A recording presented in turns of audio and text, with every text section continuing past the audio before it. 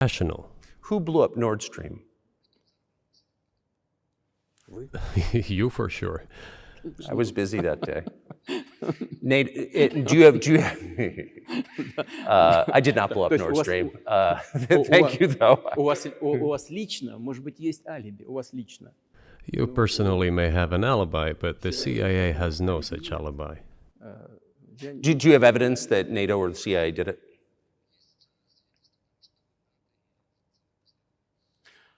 Вы знаете, You know, I won't get into details, but people always say in such cases, look for someone who is interested.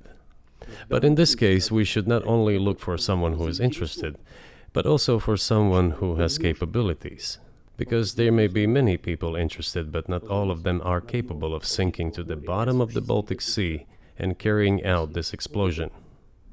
These two components should be connected. Who is interested and who is capable of doing it? But I'm confused. I mean, that's the biggest act of industrial terrorism ever, and it's the largest emission of CO2 in history. Okay, so if you had evidence, and presumably given your security services, your intel services, you would, that NATO, the US, CIA, the West, did this, why wouldn't you present it and win a propaganda victory?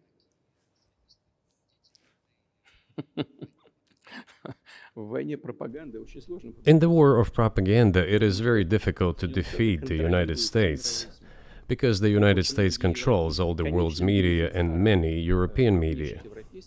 The ultimate beneficiary of the biggest European media are American financial institutions.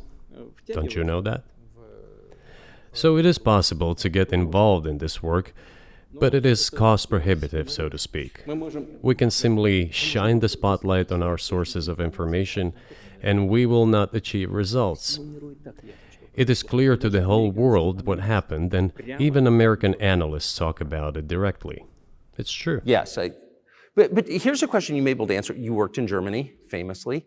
The Germans clearly know that their NATO partner did this, and it damaged their economy greatly. It may never recover. Why are they being silent about it? That's very confusing to me. Why wouldn't the Germans say something about it? This also confuses me. But today's German leadership is guided by the interests of the collective West rather than its national interests. Otherwise, it is difficult to explain the logic of their action or inaction. After all, it is not only about Nord Stream 1, which was blown up, and the Nord Stream 2 was damaged. But one pipe is safe and sound, and gas can be supplied to Europe through it. But Germany does not open it. We are ready, please. There's another route through Poland, called Yamal Europe, which also allows for large flow. Poland has closed it, but Poland packs from the German hand. It receives money from the pan-European funds, and Germany is the main donor to these pan-European funds. Germany feeds Poland to a certain extent, and they close their route to Germany. Why? I don't understand. Ukraine, to which the Germans supply weapons and give money. Germany is the second sponsor of the United States in terms of financial aid to Ukraine. There are two gas routes through Ukraine.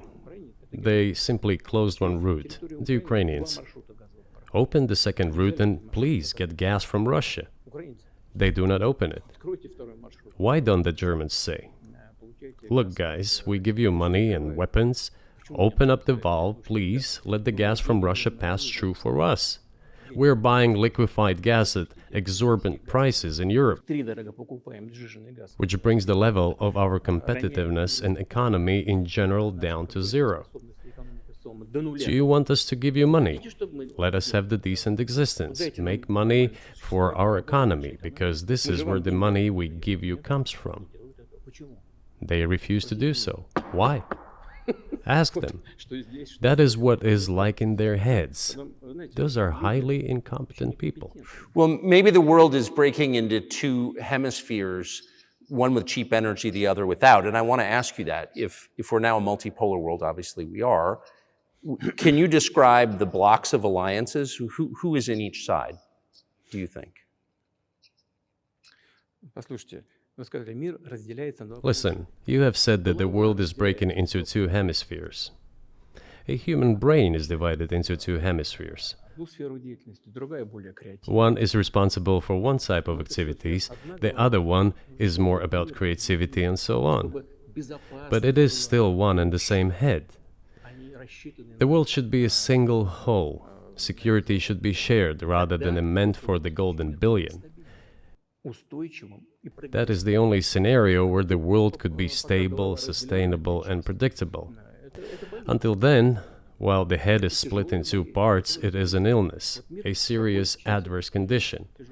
It is a period of severe disease that the world is going through now. журналистики, они как But I think that, thanks to honest journalism, this work is akin to work of the doctors. This could somehow be remedied. Well, let's just give one example, the US dollar, which has kind of united the world in a lot of ways, maybe not to your advantage, but certainly to ours. Is that going away as the reserve currency, the universally accepted currency? How have sanctions, do you think, changed the dollar's place in the world? Вы знаете, это одна из грубейших You know, стратегических to use the dollar as a tool of foreign policy struggle is one of the biggest strategic mistakes made by the US political leadership. доллар. Это основа основ могущества США. The dollar is the cornerstone of the United States power. Печатать долларов, они I think everyone understands very well that no matter how many dollars are printed, they are quickly dispersed all over the world. по-моему, 3%, примерно 3-4, что ли. Вот, приемлемо для США абсолютно. Inflation in the United States is minimal. It's about 3 or 3.4%, which is, I think, totally acceptable for the US. But they won't stop printing. Это What does the debt of $33 trillion tell us about? It is about the emission. Как только политическое руководство приняло решение использовать доллар в качестве инструмента политической борьбы, Nevertheless, it is the main weapon used by the United States to preserve its power across the world. поэтому американцы As soon as the political leadership decided to use the US dollar as a tool of political struggle, a blow was dealt to this American power. и огромные. I would not like to use any strong language, but it is a stupid thing to do Даже and a grave mistake. сокращаются запасы доллара сейчас. Все смотрят на то, что происходит, и начинают искать возможности. Look at what is going on in the world. Но если наши Even the United States allies are now downsizing their dollar reserves. Seeing this, everyone starts looking for ways to protect themselves. But the fact that the United States applies restrictive measures to certain countries, such as placing restrictions on transactions, freezing assets, etc., causes grave concern and sends a signal to the whole world. в России мы What did we have here? Until 2022, about 80% of Russian foreign trade transactions were made in US dollars and euros. в наших расчетах с третьими странами. Значит, US dollars accounted for approximately 50% of our transactions with third countries, while currently it is down to 13%. It wasn't us who banned the use of the US dollar. США приняли решение ограничить наши расчеты в долларах. We had no such intention. Полная дурь. It was decision of the United States to restrict our transactions in US dollars. I think it is complete foolishness from the point of view of the interests of the United States itself and its taxpayers, as it damages the US economy, undermines the power of the United States across the world. By the way, our transactions in yuan accounted for about 3%. Сейчас 34% Today, 34% of our transactions are made in rubles and about as much, столько же 30. a little over 34% in yuan. Зачем Соединенные Штаты это сделали? Why did the United States do this? My only guess is self-conceit. Думали, наверное, что They всё probably thought it would lead to full collapse, but nothing collapsed. Moreover, other countries, including oil producers, are thinking of and already accepting payments for oil in yuan. Do you even realize what is going on or not? Ну, вы понимаете, что это такое происходит? Does anyone in the United States realize this? Понимаете это в тех же Соединенных Штатах? What are you doing? You are cutting yourself off. All experts say this. То, что всегда Ask any intelligent and thinking person in the United States what the dollar means for the US. But You're killing it with your own hands. I think that's I think that's a fair assessment. The question is what comes next, and maybe you trade one colonial power for another, much less sentimental and forgiving colonial power. I mean, is the BRICS, for example, in danger of being completely dominated by the Chinese economy in a way that's not good for their sovereignty? Do you worry about that? эти страшилки нам Well, we have heard those boogeyman stories before. It is a boogeyman story. We're neighbors with China. You cannot choose neighbors just as you cannot choose close relatives. We share a border of 1,000 kilometers with them. This is number one. Second, we have a centuries-long history of coexistence. We're used to it. Third, China's foreign policy philosophy is not aggressive. Its idea is to always look for compromise, and we can see that.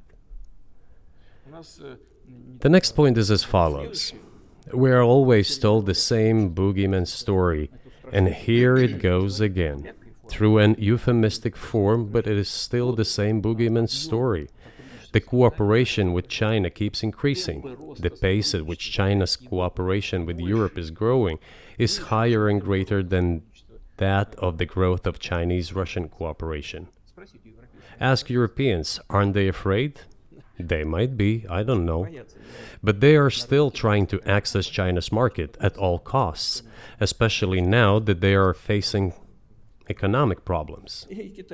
Chinese businesses are also exploring the European market.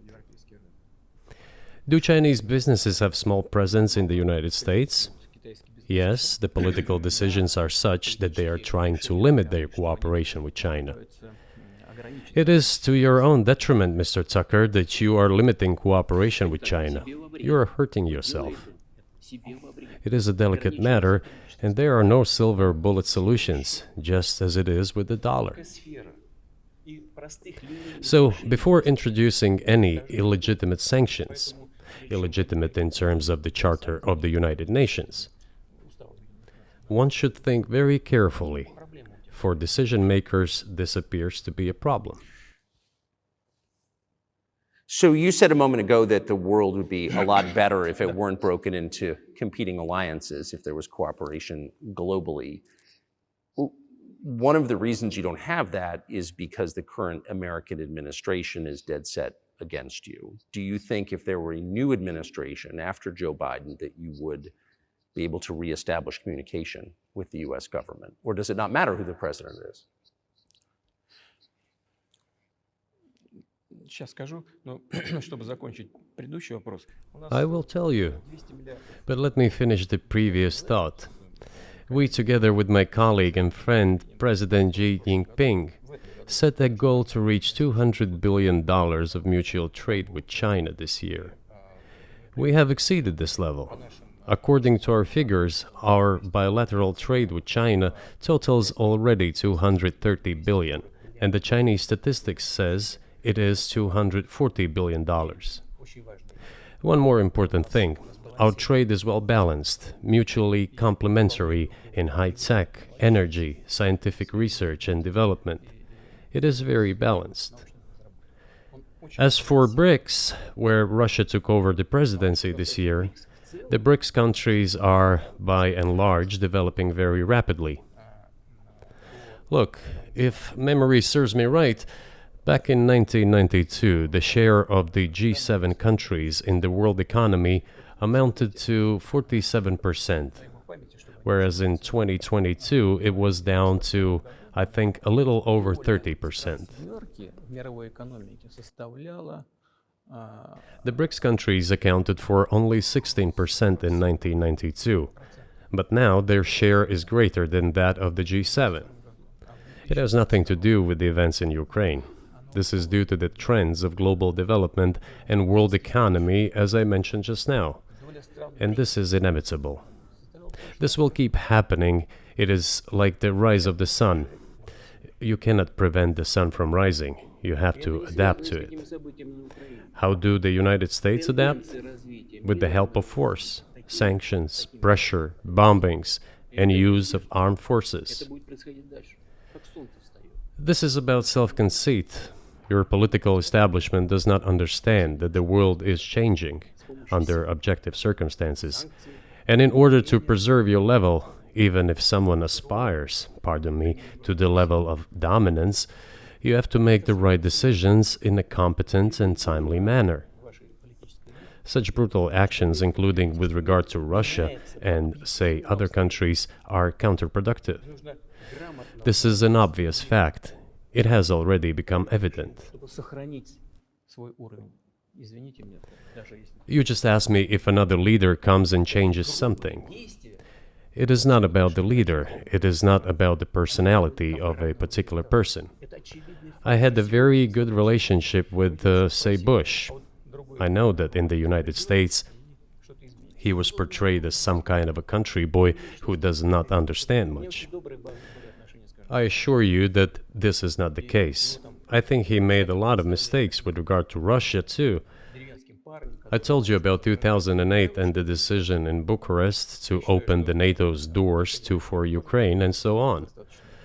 That happened during his presidency. He actually exercised pressure on the Europeans. But in general, on a personal human level, I had a very good relationship with him. He was no worse than any other American or Russian or European politician. I assure you, he understood what he was doing as well as others.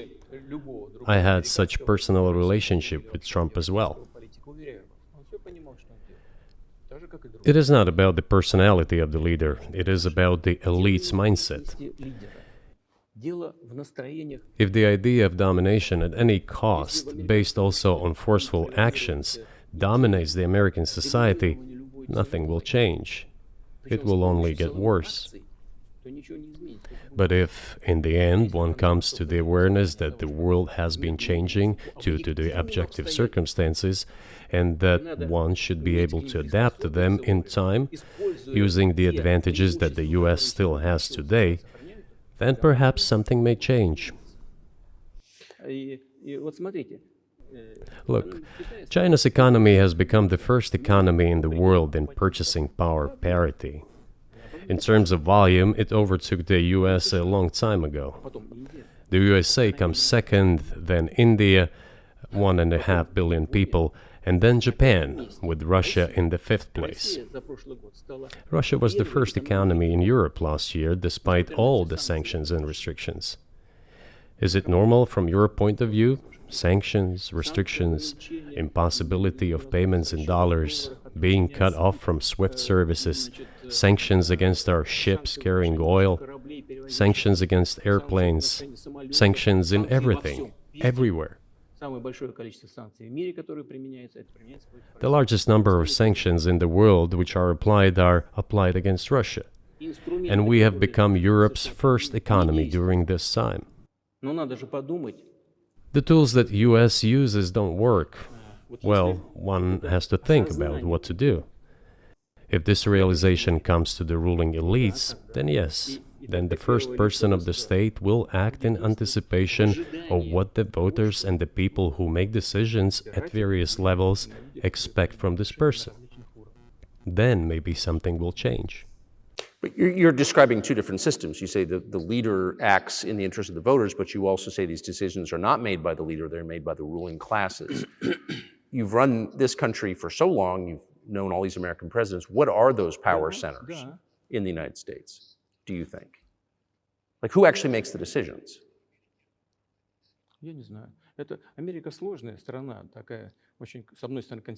I don't know. America is a complex country, conservative on one hand, rapidly changing on the other. It's not easy for us to sort it all out.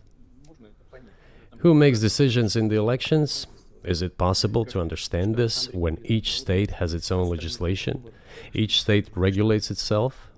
Someone can be excluded from elections at the state level. It is a two-stage electoral system. It is very difficult for us to understand it. Certainly, there are two parties that are dominant, the Republicans and the Democrats, And within this party system, the centers that make decisions, that prepare decisions. Then, look, why, in my opinion, after the collapse of the Soviet Union, such an erroneous, crude, completely unjustified policy of pressure was pursued against Russia? After all, this is a policy of pressure. NATO expansion, support for the separatists in Caucasus, creation of a missile defense system. These are all elements of pressure. Pressure, pressure, pressure. Then, dragging Ukraine into NATO is all about pressure, pressure, pressure. Why? I think, among other things, because excessive production capacities were created.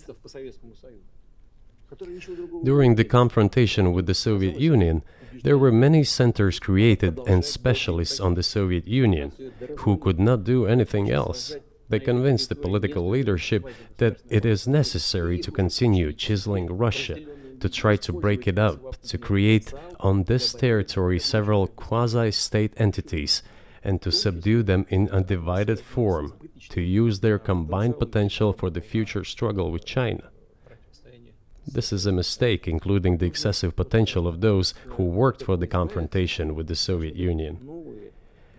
It is necessary to get rid of this. There should be new, fresh forces, people who look into the future and understand what is happening in the world. Look at how Indonesia is developing. 600 million people. Where can we get away from that? Nowhere. We just have to assume that Indonesia will enter, it is already in, the club of the world's leading economies, no matter who likes it or dislikes it. Yes, we understand and are aware that in the United States, despite all the economic problems, the situation is still normal, with the economy growing decently. The GDP is growing by 2.5%, if I'm not mistaken. But if we want to ensure the future, then we need to change our approach to what is changing. As I already said, the world would nevertheless change, regardless of how the developments in Ukraine end. The world is changing. In the United States themselves, experts are writing that the United States are nonetheless gradually changing their position in the world. It is your experts who write that. I just read them. The only question is how this would happen, painfully and quickly, or gently and gradually. And this is written by people who are not anti-American. They simply follow global development trends. That's it. And in order to assess them and change policies, we need people who think, look forward, can analyze and recommend certain decisions at the level of political leaders. I just have to ask, you've said clearly that NATO expansion eastward is a violation of the promise you all were made in 1990. It's a threat to your country. Right before you sent troops into Ukraine, the Vice President of the United States went to the Munich Security Conference and encouraged the President of Ukraine to join NATO. Do you think that was an effort to provoke you into military action? Мы просто, я еще раз повторяю, мы многократно предлагали... I repeat once again, we have repeatedly proposed to seek a solution to the problems that arose in Ukraine after 2014 coup d'etat through peaceful means. But no one listened to us. And moreover, the Ukrainian leaders who were under the complete US control suddenly declared that they would not comply with the Minsk agreements. They disliked everything there and continued military activity in that territory. Шло освоение этой территории натовскими военными структурами. Под видом различных центров. And in parallel, that territory was being exploited by NATO military structures under the guise of various personnel training and retraining centers. They essentially began to create bases there. That's all. Ukraine announced that the Russians were a non-titular nationality, while passing the laws that limit the rights of non-titular nationalities in Ukraine. Ukraine, having received all these southeastern territories as a gift from the Russian people, suddenly announced that the Russians were a non-titular nationality in that territory. Is that normal? All this put together led to the decision to end the war that neo-Nazis started in Ukraine in 2014. Do you think Zelensky has the freedom to negotiate a settlement to this conflict?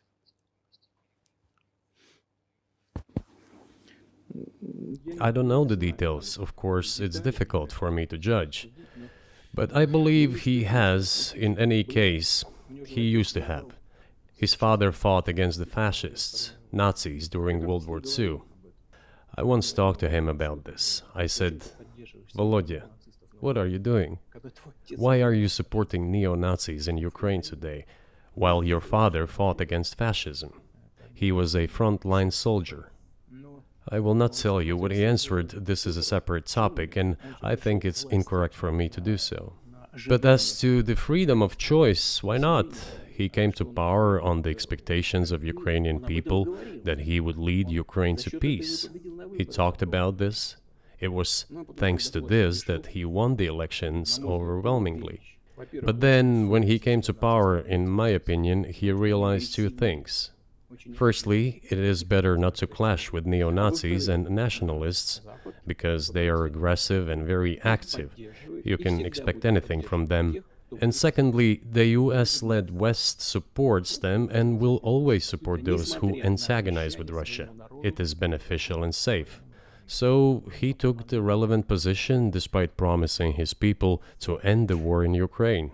He deceived his voters. But do you think at this point, as of February 2024, he has the latitude, the freedom to speak with you or your government directly about putting an end to this, which clearly isn't helping his country or the world? Can he do that, do you think? Ну, а почему нет? Он же Why считается not? главой государства. He considers himself head of state. He won the elections. Although we believe in Russia that the coup d'etat is the primary source of power for everything that happened after 2014. And in this sense, even today, government is flawed. But he considers himself the president, and he is recognized by the United States, all of Europe, and practically the rest of the world in such a capacity. Why not? He can. We negotiated with Ukraine in Istanbul. We agreed. He was aware of this. Moreover, the negotiation group leader, Mr. Arahamiya is his last name, I believe still heads the faction of the ruling party, the party of the president in the Rada. He still heads the presidential faction in the Rada, the country's parliament. He still sits there. He even put his preliminary signature on the document I am telling you about. But then he publicly stated to the whole world, we were ready to sign this document, but Mr. Johnson, then the Prime Minister of Great Britain, came and dissuaded us from doing this, saying it was better to fight Russia. They would give everything needed for us to return what was lost during the clashes with Russia. And we agreed with this proposal. Look, his statement has been published. He said it publicly. Can they return to this or not? The question is, do they want it or not? Further on, President of Ukraine issued a decree prohibiting negotiations with us. Let him cancel that decree, and that's it. We have never refused negotiations, indeed. We hear all the time, is Russia ready? Yes, we have not refused. It was them who publicly refused. Well, let him cancel his decree and enter into negotiations. We have never refused.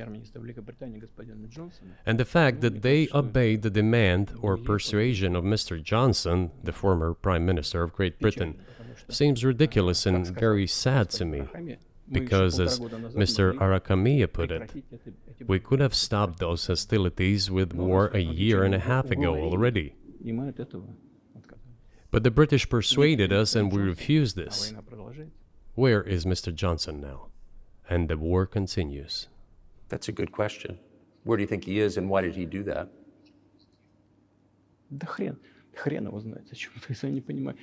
Hell knows. I don't understand it myself. There was a general starting point. For some reason, everyone had the illusion that Russia could be defeated on the battlefield.